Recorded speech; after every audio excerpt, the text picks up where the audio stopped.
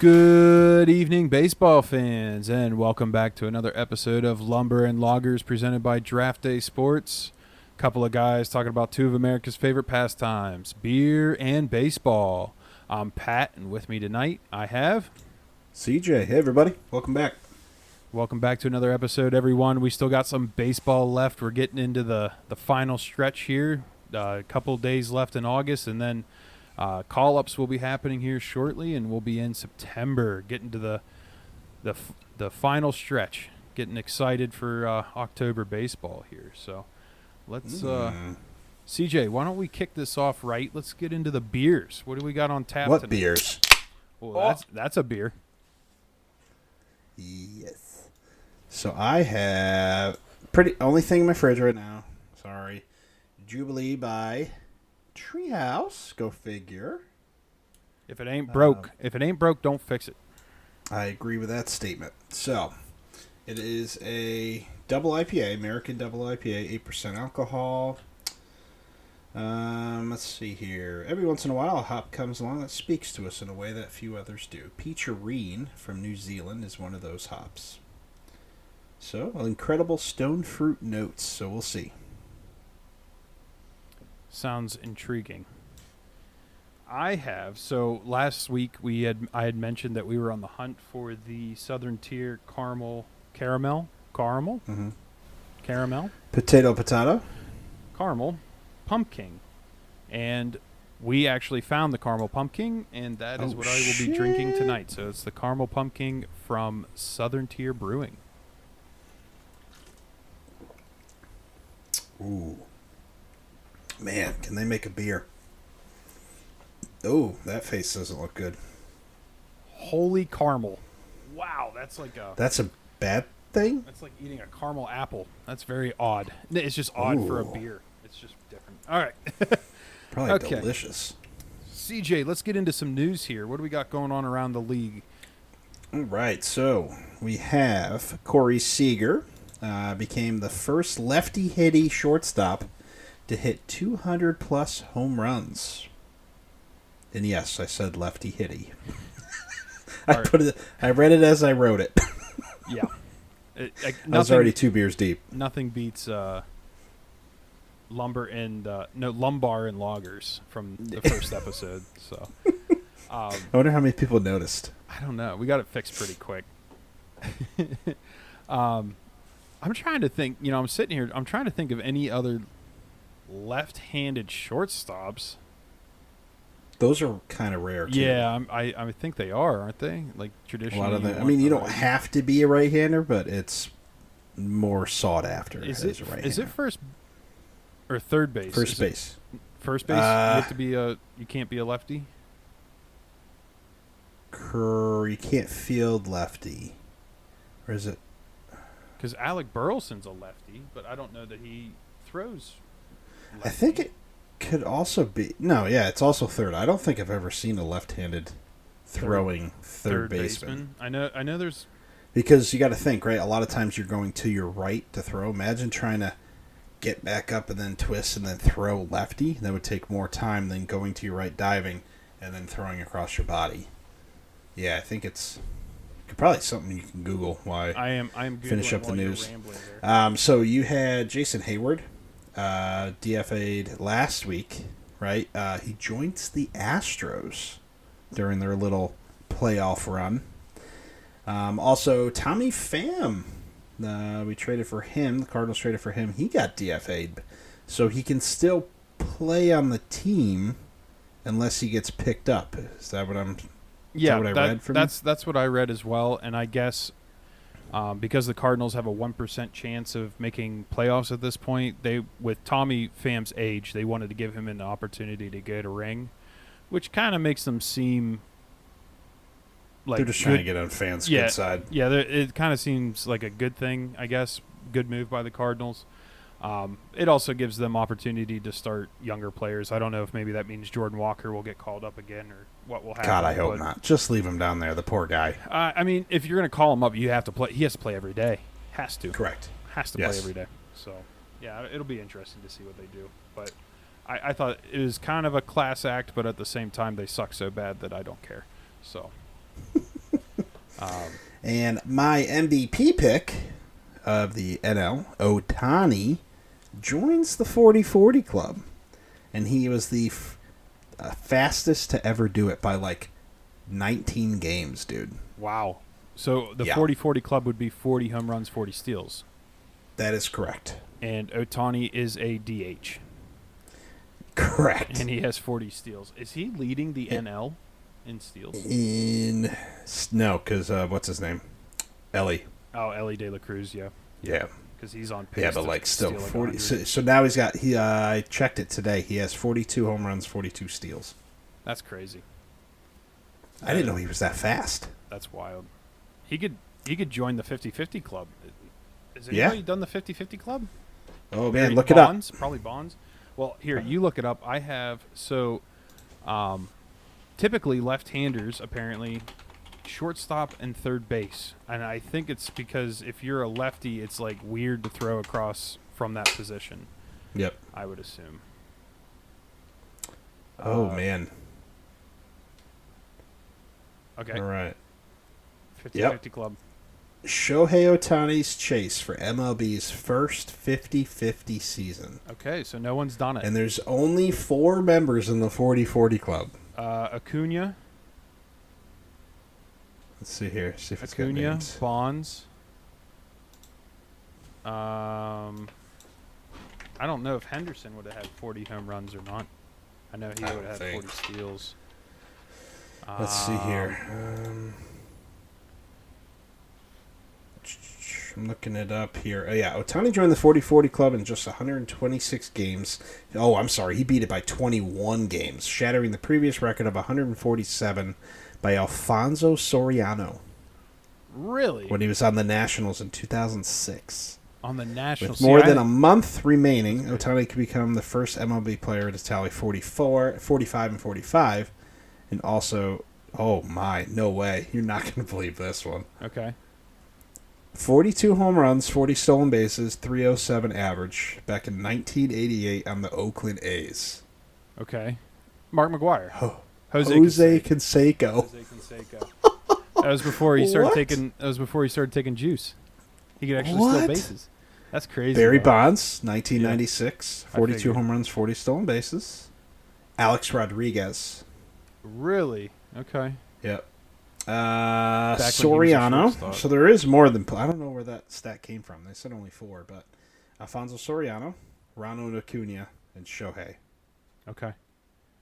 Yeah, I was gonna say Acuna was definitely. Sorry, went a little low there. You're good. You're good. Yeah, so there's what? 1, 2, 3, 4, 5, 6. 6 players. But he could be the first to the 50-50 club. First to the 50-50. First to the 45-45. But I wouldn't consider that a new club. So if he gets the 50-50, or even if he gets the 45-45, is he MVP? Back to back without even pitching? Oh my god. And he's pitching next year and hitting again? Oh I saw my it. God. He started throwing off the mound. So God, we'll see what he's happens. so good. Cardinals, you need to go get him. It's a little late for that, I would think. Just trade the whole team. I think we're gonna go out and sign Juan Soto.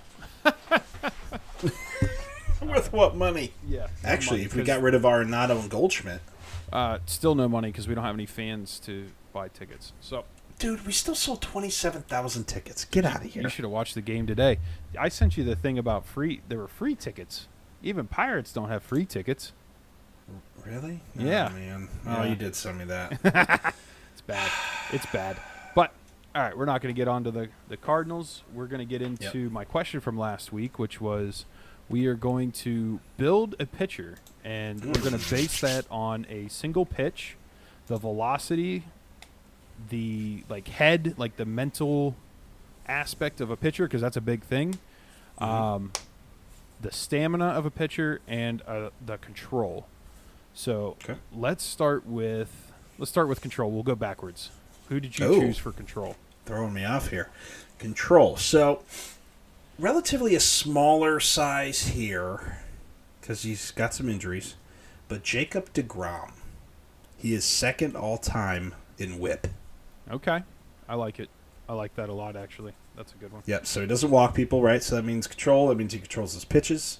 Obviously You didn't pick Maddox, right? No, I didn't pick Maddox. I thought that was Okay. cheating because we mentioned him last Correct. Yes, I mean he's like the mega, right? Like he's the mega control guy. Dude, Right. dude can paint a corner all day, right? Right. So, obviously it's not that good, but having the second lowest whip all time is pretty good control of your Absolutely. pitches. week. Okay, so I went with Mariano Rivera because he had his cutter. He threw one pitch, and it was a cut fastball, and he placed that exactly where he wanted it. He is the all-time saves leader because of that pitch that he basically invented, and he could place it anywhere at any time where he wanted it. So I bet you could probably find how many bats he broke. you probably could if you wanted to look into it. All right, so for stamina, I went with Justin Verlander because when I think of guys having complete games, perfect game shutouts, I think of Justin Verlander from the time that he was with the Tigers, with Houston, and where was he? Was he with the National? No, that was Scherzer went to the Detroit. Nationals. It was Detroit straight to Houston. He started. Yep. Okay. Yep. Yeah. So when I think of pitching into ball games, I think of Justin Verlander. So that's good. I did want to pull. I did like that. That was a good choice there. But mine was actually the all-time leader in the 2000s, Roy Halladay. Oh. He had 47 complete games. Next closest was 36. Who had the 36? I'd have to look it up here. Hold on. I was looking up earlier. Rest in peace, by the way, Roy Halladay. Yes. Dude, he was so good. I remember, like, when he was pitching for the Phillies, man, he was can't so find good. That's a good choice. Can you type in my pick? Because for some reason, it's not letting me type anything. I don't know what the hell is going on. Oh, yeah. Oh, I know why. Okay, Because fine. I am using the wrong keyboard. I'm using my work keyboard, and that wouldn't work. What a dummy. Okay. It gets confusing, the Halladay versus Holiday. Yes. Halladay. Halladay? Halladay. Roy Halladay. He was on the Phillies? Who did I think also on the Blue Jays. So going to the head. So you can go different ways in this one I here. think you're like mine. Right, so you could... Yeah, so I think you'll like Okay. mine. Oh, wait. It might be the same person. On 3. Uh, One, is you- two, All right, on 3. 2, three. Joe 3. Kelly. Pedro Martinez. Ah! Oh, okay. We went the same way, though. Yeah. Because they're both crazy as Yeah. fuck. Oh, yeah. Right? So they both have that mindset, like, I mean, relatively in control, right? Like, they're not going to just, like, all of a sudden throw a pitch, like, way over, right, the head. But if you mess with them, they'll throw it at you, right? And that's what I love in a pitcher, right? Like, I like a little fire, Yeah. but able to reel Yeah. it in. Like, both pitchers can focus when needed to. But yeah, I knew you were going to pick Joe Kelly. Dude, I just love that crybaby face that he made at who was that Carlos Correa, dude? And then his comments after they were caught cheating. Oh, dude, Joe Kelly. I miss Joe Kelly so much, man. He's awesome. I just like the one where you like threw at the guy and the guy's like, and he's like, all right, come on yeah. then. And I know Pedro. Pedro definitely fought some people. Some people charged him, and he Yep. didn't care. Did not care. No, Nope. he was awesome. He was. I like that mentality. What about Velo? There's a lot of people you can go So, here. I think I went chalk here. I think I went chalk, and I went with Chapman, Aroldis Chapman. I don't like his Velo. You don't like his velo? It's uncontrollable. He's very wild. It is sometimes. uncontrollable, but he also holds the fastest thrown pitch in baseball history. So He does. So I went different. I went stamina Velo. So you can go. I kind of have an honorable mention. I went Justin Verlander for Velo. Because at 39 years old 2 years ago, he holds the fastest pitch ever in a postseason game at 96 miles an hour by a 39-year-old, which beats Bartolo Colon's by 4 miles per hour. wow, the fact that Bartolo threw the ball that hard is crazy to me. Also fair, but he was just fat. I think he just put a lot of his weight behind it. But Verlander would just, dude, he had unreal velo. And man. he was one of those weird pitchers where it took him. He would get better and throw harder as the game went on. Like it was like his arm would get eighth inning. I loose. remember he was throwing like 102, and I'm like, and then he throws this nasty slider. I'm like, Jesus, this is unfair, man. No, that's a good pick. But honorable mention, Garrett Cole. Yeah. He's got a heavy fastball, so there's like different ways, right? Like a heavy fastball, man, you just hear it, man. It just thunks. Yeah. I'm kind of hoping. I don't know who we're going to see Sunday, but I'm hoping that'd be kind of cool to see Garrett Cole pitch. I'll be able to look when we're doing when we're looking at the schedules here. We might be able to look at that. Yeah, so that's my honorable mention. That's a good choice. That's a good choice. You know, I thought so because there's like Jordan Hicks. He threw a really hard fastball, but his had sinking action on it. So that was something. So it was almost like a sinker. Yeah, so that was one of the things. Like, if you're throwing 102 sinking fastballs, that's wild. Like, that's so hard to hit. But, guys, the thing was that he wasn't missing bats. He would get ground balls. Whereas, like, Chapman, I think the uncontrollable, like the erratic, makes it almost better. Because then you don't know if it's coming at your head or if it's going to go over the plate. And that's scary. So that is scary. I mean, another kind of honorable mention for a newbie, rookie. Mason Miller. Or Mason Miller. You also got, what's his name, Skeens. Oh, yeah, Paul Skeens. Skeens he's got that movement fastball, he does. Dude. That is, that's a good point. He needs to get his stamina up a little bit because he definitely started lowering that down. So he's got to build up his stamina over this season, maybe lose a little weight. Maybe quit spending so much time with Livy Dunn. Or spend more time. All right, so single pitch. You could go chalk here. I don't know if it's chalk. I don't know who you picked, but it's a lost art. I don't even know if Kershaw throws it anymore. The 12-6 curve. Oh, yeah, you don't see that. You see sweeping curves. You see. So there's two. You could have an honorable mention. I'm going to go with Waino. Actually. I'm going to go with Waino. 12-6 curve. The big Uncle Charlie, dude, back in the day, that was, I mean, Waino. Carlos Beltran. I don't know if Waino, there was a few seasons where he was contending for the Cy Young. I don't think he ever actually won. He didn't. His best finish, I believe, was second. So, but that 12-6 curve, that big Uncle Charlie, and Clayton Kershaw was the same way, but it came in different, being from a lefty. That 12-6 curve, man, like you said, now they're more like sweeping curves. They're not the just straight drop down. And I think part of that too, we're seeing less curveballs because they're harder on the elbow. But there was just something, especially 12-6s. There's something beautiful. 12-6s, you're coming snap down on it, and it's a different motion than kind of coming around on the ball and just giving it like more of a sweeping, less hard cutting action. But what's nuts about Waino is like you knew that shit was coming. It didn't matter. Still it was 73 miles an hour, and he's throwing it with his arm like a fastball. Yeah. Nuts. I mean, Chris Carpenter also another big. Him and Tim Lincecum as well through 12-6. Yep, a really nasty one. He was short though, so it was like even more pronounced. Like went whoop. Because he was so short, he wasn't throwing down; he was throwing. I just thought of another honorable mention for mentality head. Madison Bumgarner. Mad Bum, dude, he was locked in. Like there was nothing shaking him, man. He was going up against him in the playoffs was scary. He was. All right, you ready for my pitch? All right, let's hear your pitch. Look. Oh, big unit. Okay. Slider, bro. Johnson you couldn't hit that shit. Especially if you're a lefty. Yeah. Not a chance. He made so many people look silly. Killed a bird once. That was with a fastball. But yeah, no. Randy Johnson was absolute filthy. You could go a bunch of different, like Rivera's cutter, right? Obviously, that's one of the best pitches in baseball ever. I don't know. Who knows? Maybe Paul Skeens could be on this list with his splinker. Yeah, his splinker or his fastball at that rate. Yeah. True. We'll see how it goes. I mean, being how far he was up with the K rate, I mean, that's what you would look for here is the K rate on like pitches. Yep. And I just don't think there's anything better than Randy Johnson's slider. It was absolutely filthy, and he did it for a long time too. So, all right. Well, that was our pitcher. If you guys have any recommendations, imagine putting them all together, building the perfect pitcher.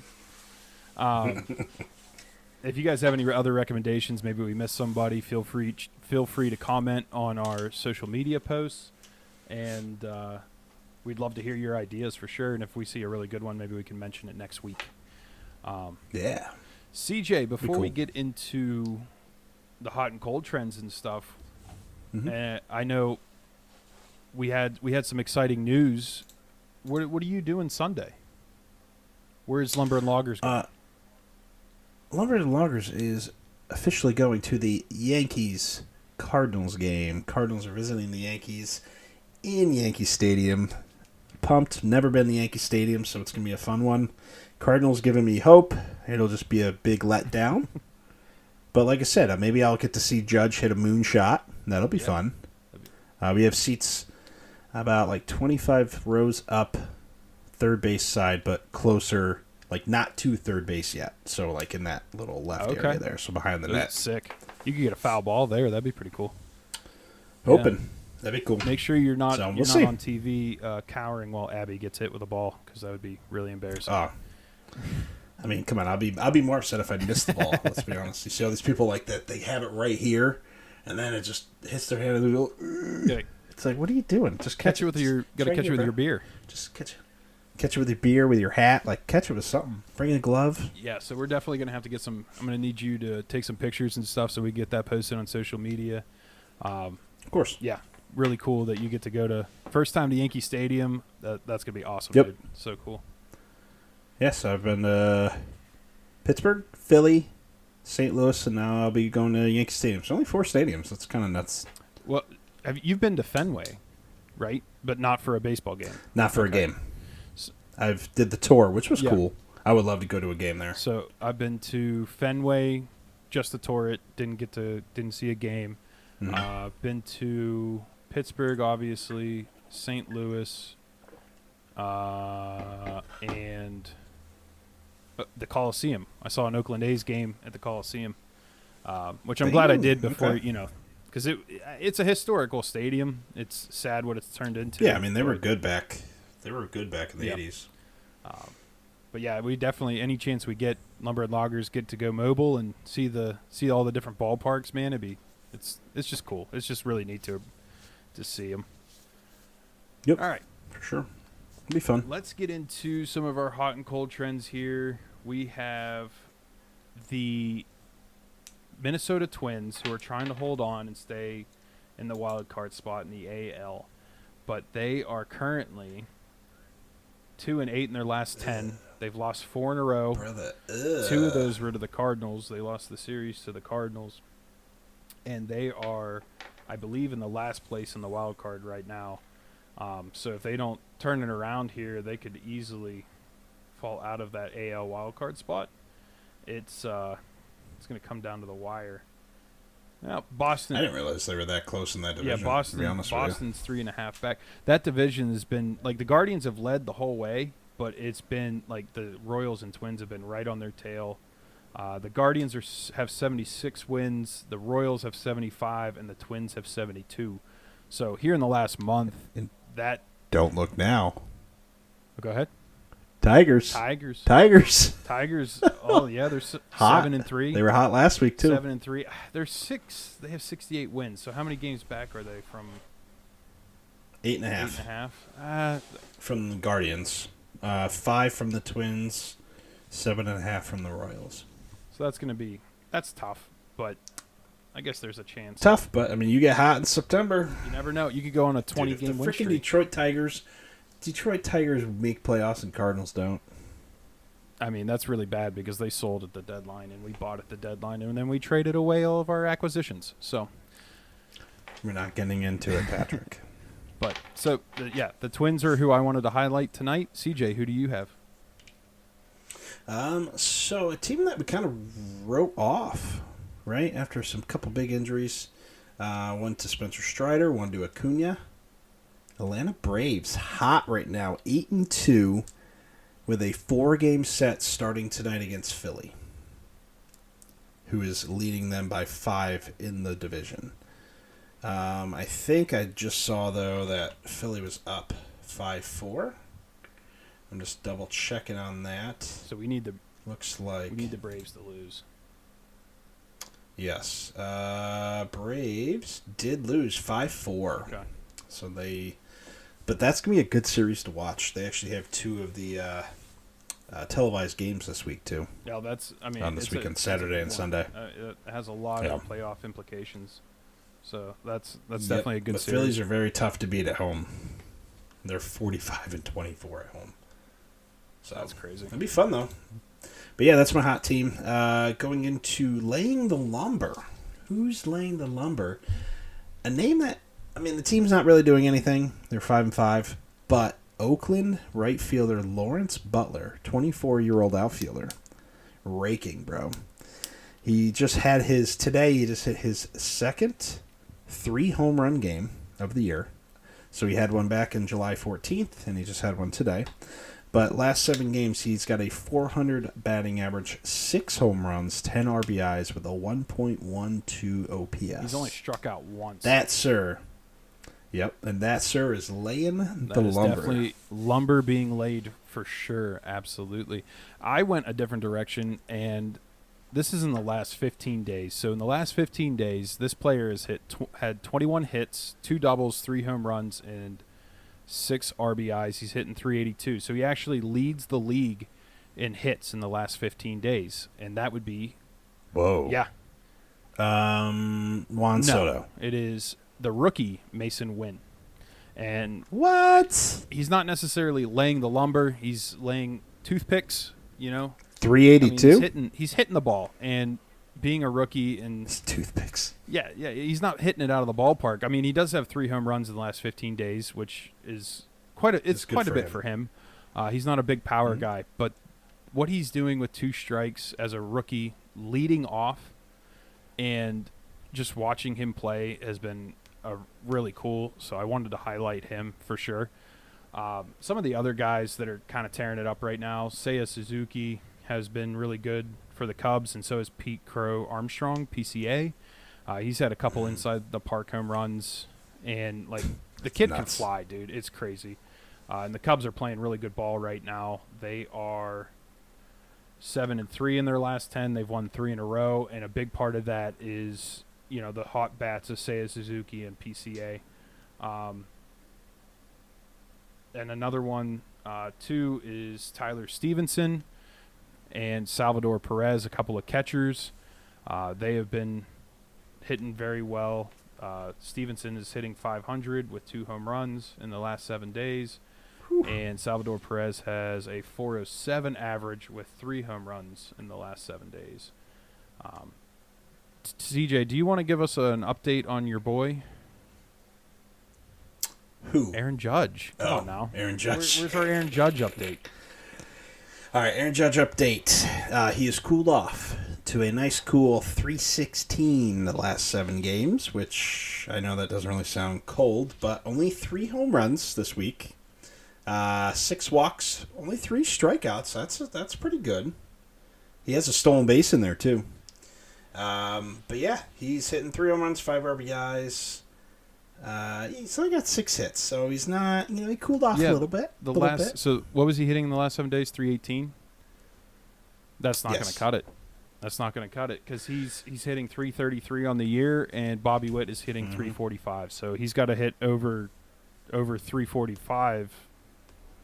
He's got 1 month left. He's got to hope to catch fire again here a little bit if he's going to catch Bobby Witt's average.